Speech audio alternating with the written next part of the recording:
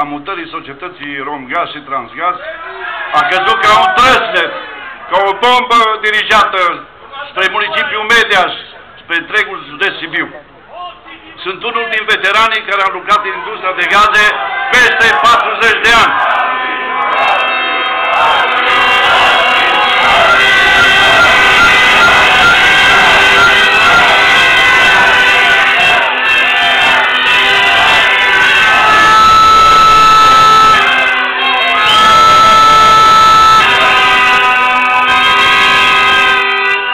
Am îndeplinit diferite funcții și am ajuns în situația în care n-am putut să cred că ajunge ca industria de gaze să fie organizată, coafată și mutată după bunul plac al unor grupuri de interese transpartidice care gravitează pe lângă toate guvernele României din 90 până acum.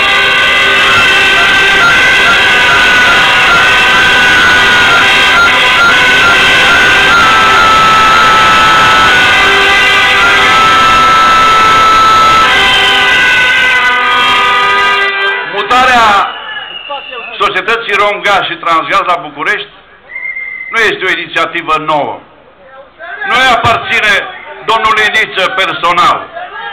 Toate conducerile ministerului care au fost la Guvernul României au încercat după 90